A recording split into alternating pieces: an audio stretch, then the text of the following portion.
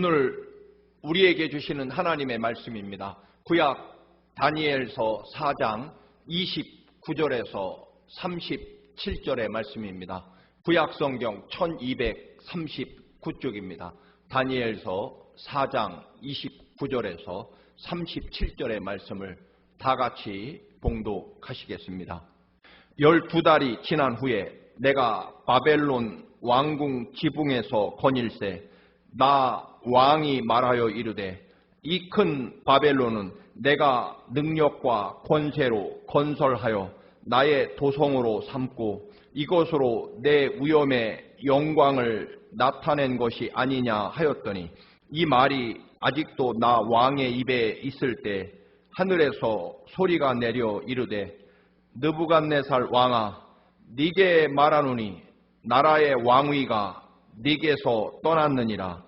네가 사람에게서 쫓겨나서 들짐승과 함께 살면서 소처럼 풀을 먹을 것이요 이와 같이 7대를 지내서 지극히 높으신 이가 사람의 나라를 다스리시며 자기의 뜻대로 그것을 누구에게든지 주시는 줄을 알기까지 이르리라 하더라. 바로 그때 이 일이 나 느부갓네살에게 응함으로 내가 사람에게 쫓겨나서 소처럼 풀을 먹으며 몸이 하늘 이슬에 젖고 머리털이 독수리 털과 같이 자랐고 손톱은 새 발톱과 같이 되었더라. 그 기한이 참에 나 느부갓네살이 하늘을 우러러 보았더니 내 총명이 다시 내게로 돌아온지라. 이에 내가 지극히 높으신 이에게 감사하며 영생하시는 이를 찬양하고 경배하였나니 그 권세는 영원한 권세요 그 나라는 대대에 이르리로다. 땅의 모든 사람들을 없는 것 같이 여기시며 하늘의 군대에게든지 땅의 사람에게든지 그는 자기 뜻대로 행하시나니 그의 손을 금하든지 혹은 혹시 이르기를 네가 무엇을 하느냐고 할 자가 아무도 없도다. 그때 내 총명이 내게로 돌아왔고 또 내 나라의 영광에 대하여서도 내 위엄과 광명이 내게로 돌아왔고 또 나의 모사들과 관원들이 내게 찾아오니 내가 내 나라에서 다시 세움을 받고 또 지극한 위세가 내게 더하였느니라. 그러므로 지금 나 느부갓네살은 하늘의 왕을 찬양하며 칭송하며 경배하노니 그 일이 다 진실하고 그의 행하심이 의로우심으로 교만하게 행하는 자를 그가 능히 낮추심이라. 아멘. 주님의 한없는 은총이 여러분의 삶과 가정에 충만하시기를 간절히 기원합니다. 느부갓네살 왕은 신바벨로니아 제국을 40년 이상 통치합니다. 그가 통치하는 기간에 신바벨로니아는 세계 대제국을 건설합니다. 그리고 그의 권세가 정말 하늘을 찌를 듯합니다. 역사서에서는 네부카드네자르 2세라고 불립니다. 여기서 자르라는 말은 황제와 같은 직책을 의미한다고 합니다. 예루살렘을 멸망시킨 왕이 바로 느부갓네살 왕입니다. 느부갓네살 왕은 모든 것을 할 수 있었습니다. 그가 건축했다고 전해지는 바벨론의 문, 그리고 소위 바벨탑으로도 불리는 마르둑 지구라트, 그리고 공중 정원은 세계 역사상 7대 불가사의라 불릴 만큼 놀랍고 거대한 건축물이었다고 합니다. 전 세계가 느부갓네살 황제에게 무릎을 꿇었습니다. 이 같은 태평성대 왕은 꿈속에서 거대한 나무에 관한 환상을 보게 됩니다. 나무 한 그루가 점점 자라서 하늘을 찌를 만큼 큰 나무가 되었습니다. 전 세계 어디서나 그 나무를 볼 수 있었고 엄청난 열매가 온 세상을 먹이고도 남았습니다. 모든 들짐승과 새들이 그 나무에서 쉬고 먹이를 얻었습니다. 그런데 갑자기 하늘로부터 거룩한 천사가 내려와 나무를 베고 가지를 잘라내고 잎사귀를 떨어버리고 모든 짐승도 쫓아버립니다. 그리고 7년 후 혹은 7때가 지난 후에야 회복될 것이라는 꿈이었습니다. 바벨로니아의 마르둑 제사장, 박사들, 무당들, 점쟁이 그 누구도 그 꿈을 해석하지 못합니다. 결국 다니엘이 해석하게 되는데 그 내용은 나무는 바로 느부갓네살 왕을 말하고 왕의 교만함이 하늘을 찌르고 그래서 징계를 받아 7년간 짐승처럼 살다가 그가 회개하면 원래 자리, 왕의 자리로 복위하게 된다는 그런 꿈이었습니다.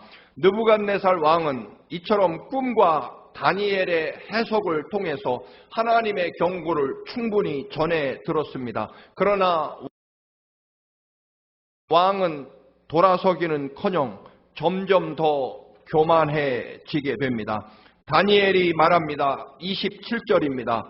그러나 왕이 공의를 행함으로 죄를 속하고 가난한 자들을 긍휼히 여김으로 죄악을 속하소서.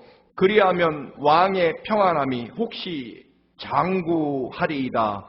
느부갓네살 왕이 하나님의 경고를 듣고 지금 공의로 나라를 다스리고 그리고 특별히 가난하고 어려운 사람들을 불쌍히 여기고 그들에게 선정을 베풀면 하나님이 혹시 그 모든 죄를 용서해 주시고 왕의 평안함을 오랫동안 지속하게 해 주실 것이라는 그 경고에도 불구하고 느부갓네살 왕은 12달 후에 여전히 교만하게 살다가 꿈에서 받은 경고처럼 나무가 베어지게 됩니다. 느부갓네살 왕은 왕자에서 축출되어 들판에서 풀을 뜯어먹으며 짐승처럼 7대 즉 7년을 지내게 됩니다. 느부갓네살 왕은 그 엄청난 위기를 통과하고 마지막 37절에서 하시는 말씀처럼 하나님께 대한 삶의 자세를 고치는 것을 보게 됩니다. 하늘보다 높아진 자신의 교만을 꺾는 하나님의 역사를 바라보는 것입니다. 느부갓네살 왕에게 임한 심판의 때를 두 가지로 나누어 생각해 봅니다. 먼저 12달이 지난 후에라고 오늘 본문은 시작합니다. 다니엘이 하나님의 심판 계획을 통고하면서 간절하게 왕이여 공의를 행하시고 그리고 가난한 백성들에게 자비와 은혜를 베풀라고 간절히 요청합니다. 그러나 느부갓네살 왕은 회개는커녕 백성들에게 자비를 베풀기는커녕 교만이 오히려 하늘을 찌르게 됩니다. 여러분 12달 이 기간은 하나님께서 그래도 느부갓네살 왕을 아끼시고 사랑하셔서 회개할 기회, 긍휼을 베푸시는 은혜로 주신 기간입니다. 회개하라고 주신 날입니다. 그래서 하나님은 12개월 곧 1년을 기다려 주십니다. 그런데 느부갓네살 왕에게 그 1년이라는 기간은 하나님이 꿈으로 주신 엄한 경고를 소멸시키고 흐지부지 만드는 그 공포와 두려움이 어느새 눈 녹듯이 사라지고 잊혀져 가는 기간으로 삼았다는 것입니다. 하나님이 엄한 심판과 경고를 은혜의 기간으로 주셨지만 아무 일도 없을 것이라고 생각하고 회개하지 않고 결국 느부갓네살 왕에게 심판의 날이 12달 후에 찾아왔다는 것입니다. 여러분, 하나님께서는 언제나 우리에게 회개와 경고의 시간을 주십니다. 그런데 교만한 우리들은 그 경고와 회개의 기회를 외면합니다. 코로나19를 맞이하여 느꼈던 하나님의 경고와 심판에 대한 두려움과 떨림 어느새 잊혀져 갑니다. 그래서 사람들은 이제 마스크를 쓰거나 혹은 코로나19를 두려워하는 마음이 어느새 사라지고 모든 것이 다 해결된 것처럼 살아가다가 더 엄중한 그런 코로나19의 심각한 사태를 전 세계가 또다시 맞이하고 있습니다. 여러분, 하나님께서 이 코로나19라고 하는 12개월의 경고를 우리는 어떻게 보내느냐에 따라서 앞으로 우리들의 주어진 날들이 어떻게 하나님의 더 놀라운 은혜 가운데 설 것이냐, 아니면 오늘 느부갓네살 왕에게 주어진 심판과 처벌의 기간이 될 것인가를 만들 수 있다라고 하는 것입니다. 그런데 여러분, 경고라고 하는 것은 겸손한 자에게만 들립니다. 하나님을 제1로, 하나님을 포스트로 삼는 사람에게만 들린다는 것입니다. 모든 것을 하나님의 말씀에 드릴 수 있는 그런 사람에게만 하나님의 심판과 경고가 들릴 것입니다. 세상 어떤 죄인도 그 죄를 계속 행하면 반드시 심판을 받을 것이라는 경고를 왜 받지 않겠습니까? 다만 자신의 그 교만과 완악한 마음 때문에 하나님이 끝없이 우리에게 주시는 경고를 외면하고 우습게 여길 따름일 것입니다. 또 말씀을 드립니다만, 여러분, 흔히 사람이 망하려면 귀부터 먹는다, 즉 귀부터 안 들리게 된다. 다른 말로는 사람이 망하려면 좋은 사람의 충고와 훈계가 전혀 들리지 않는다라는 뜻일 것입니다. 삭개오처럼 돌 무화과 나무에 올라가려면 조롱과 비난을 감내해야 합니다.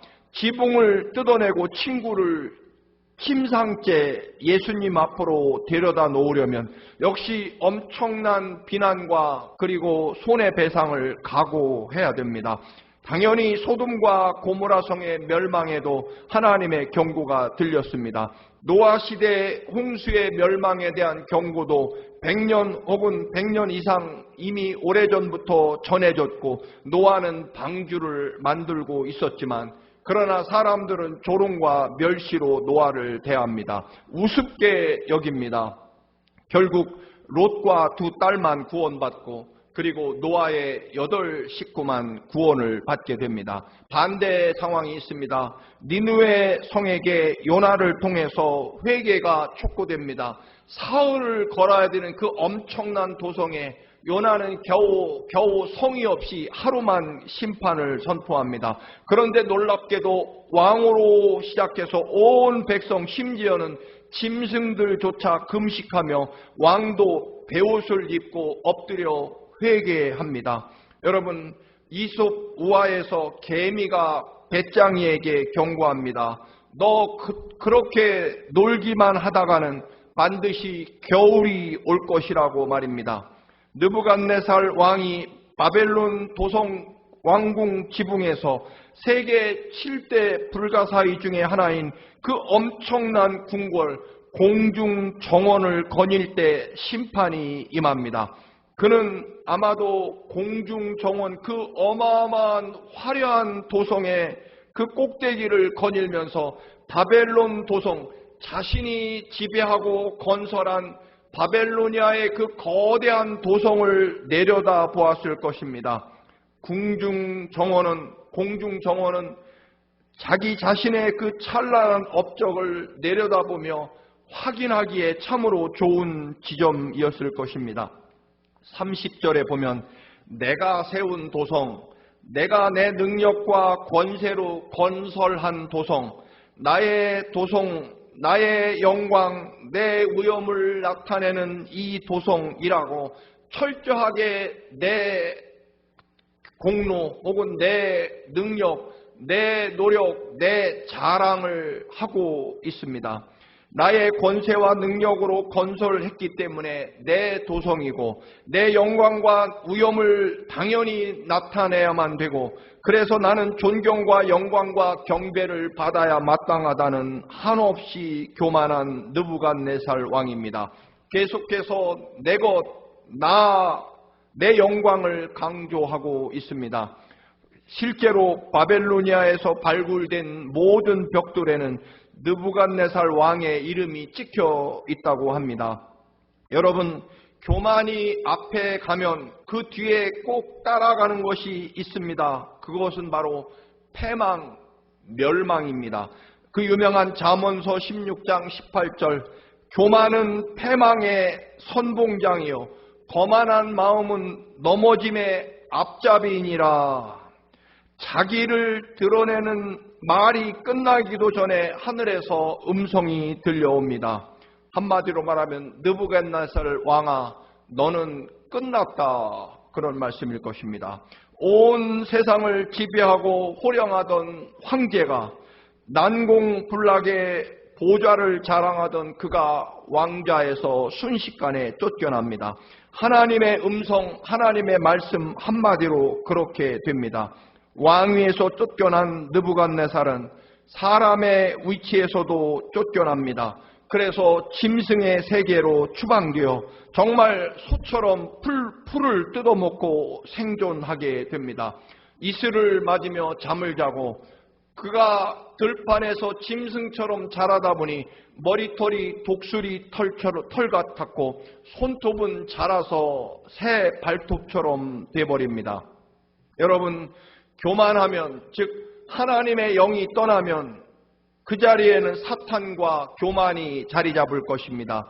하나님의 영이 떠난 인간은 결국 흙에 불과하고 결국은 짐승과 다를 바 없을 것입니다. 우리의 삶이 존귀하고 거룩하고 소중하다면 그것은 우리 안에 하나님의 영 또는 하나님의 말씀 은혜가 우리 안에 있기 때문이며 우리 안에 주님의 십자가 보혈이 흐르는 그것 때문에 우리는 존귀하고 거룩한 삶이 될 것입니다.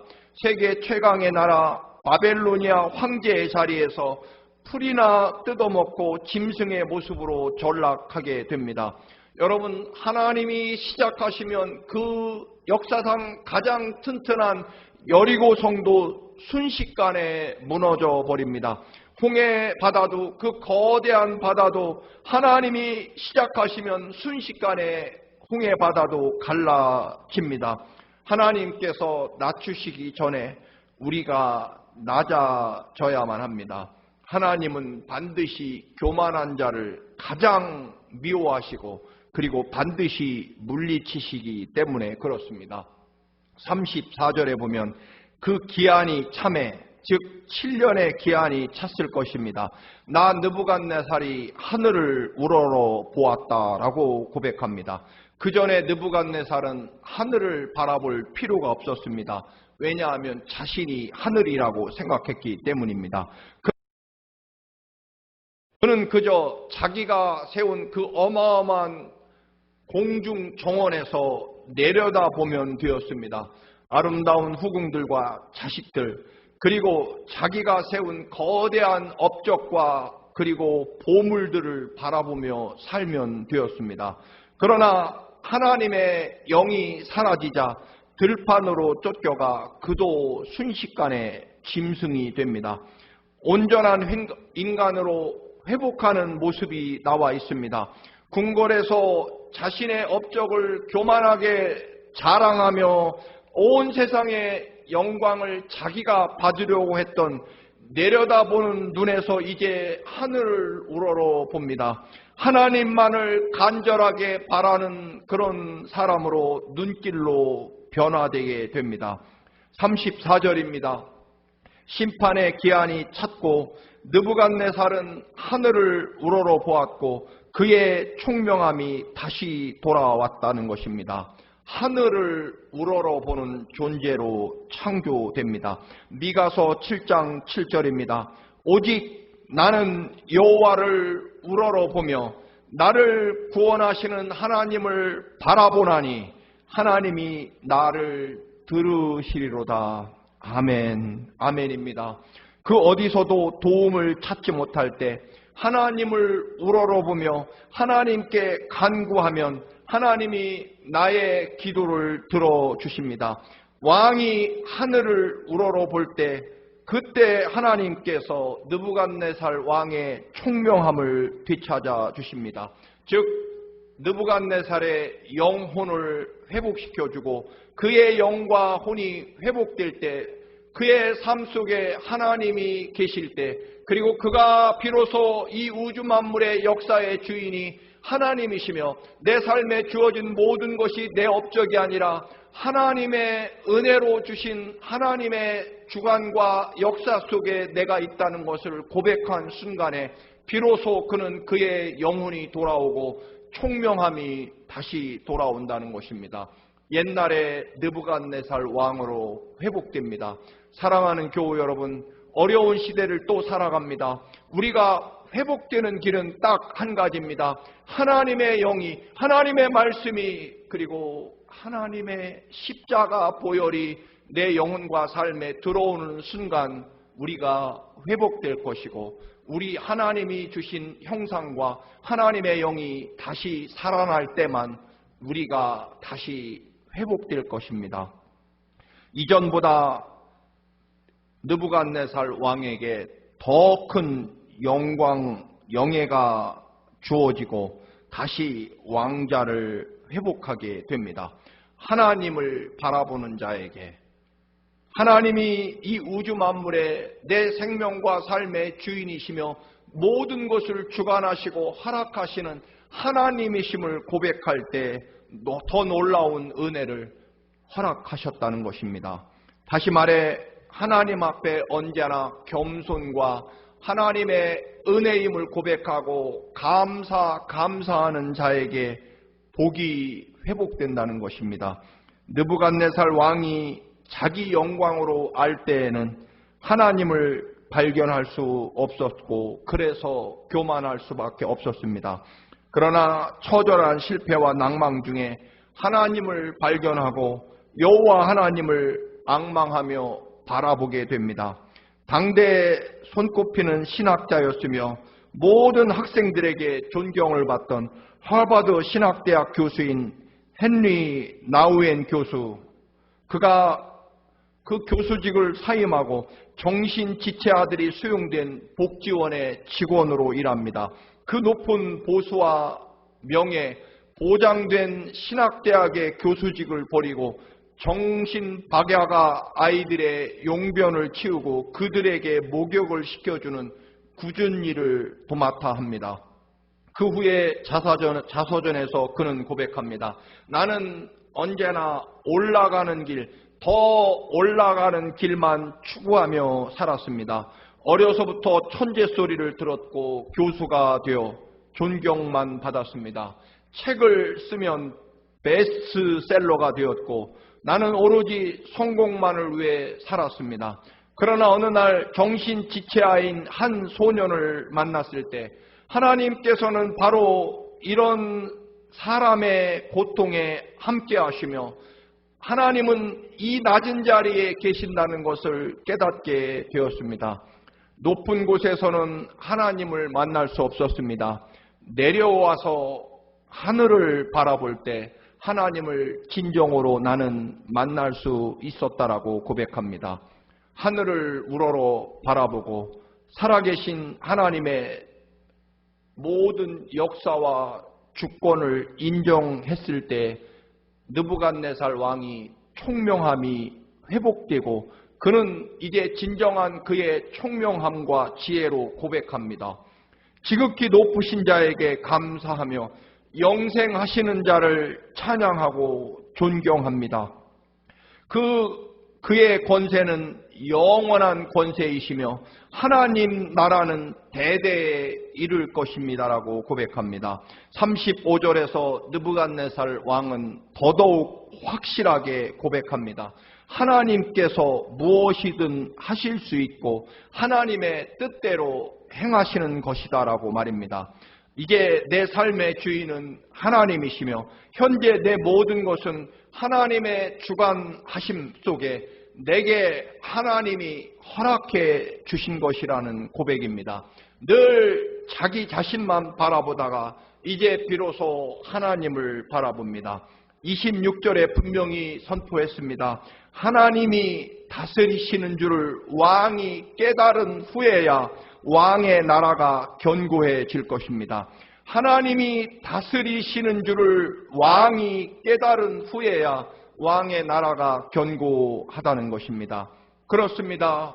사랑하는 교우 여러분, 여러분이나 저나 이제 분명합니다. 하나님이 내 생명과 삶의 주인이심을 깨달아야 이 오늘날 이 세계를 향한 하나님의 음성과 경고도 분명합니다.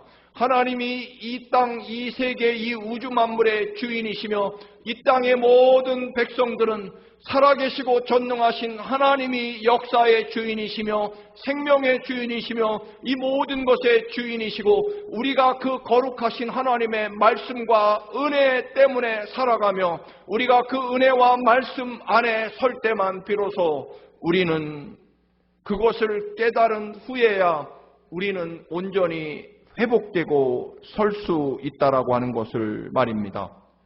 회개할 때, 하나님을 바라볼 때, 하나님이 이 우주 만물과 내 생명과 삶의 주인이심을 철저하게 고백할 때 진정으로 회복되고 더 큰 은혜와 영광이 우리의 삶 속에 임하게 된다는 것입니다. 37절입니다. 하늘의 왕을 찬양하며 칭송하며 존경하며 여호와 하나님의 일은 다 진실하시고 그의 행하시는 일은 다 의로우시고 무릇 교만하게 행하는 자를 그가 능히 낮추시는 분이라고 고백합니다. 영광을 하나님께, 모든 것이 다 하나님의 은혜임을 고백합니다. 코로나19가 아마도 적어도 1년은 갈 것입니다. 12달, 하나님은 이미 지난 2월 달에 경고를 시작하십니다. 이 코로나19의 1년의 기간 동안 우리가 무엇을 회개하고 무엇을 깨달을 것인가? 사랑하는 교우 여러분, 하나님께서 12달의 코로나19라는 회개의 기간, 하나님께 돌아오고 내 생명과 삶이 헛된 것에 매여서 혹은 모든 것이 내 것이라고 생각하며 교만함 속에 살아왔던 우리를 향하여 코로나19라는 이 전염병을 통해서 분명히 경고하실 것입니다. 어느새 익숙해져 가고 있습니다. 하나님의 경고로 들었던 이 모든 일들이 어느새 희미해져 갑니다. 여러분, 그렇지 않습니다. 이 참으로 힘겹고 어려운 이 기간, 하나님의 공의를 행하며 또한 가난한 백성들을 섬기며 낮아지고 하나님의 은혜에 철저하게 돌아설 때 하나님이 더 큰 은혜와 사랑으로 우리의 삶을 인도해 주실 것입니다. 돈과 지위와 명예에 매였던 교회, 우리 기독교 목회자 12달의 기간 동안 다시 십자가 앞에 서시기를 주님의 이름으로 축원합니다. 할렐루야. 거룩하신 하나님, 12달의 하나님의 경고하심이 우리에게 주어졌습니다. 정말로 하나님께로 돌아가게 하옵소서. 세상 것을 바라보며 어느새 하나님의 십자가 그 거룩한 보혈의 은총을 잃어버리고 아버지 나 중심으로 살아왔던 이 삶, 이제 12달의 회개의 기간을 우리에게 주셨습니다. 십자가 그 거룩한 은혜 앞으로 돌아오게 하옵소서. 예수님의 이름으로 기도드립니다.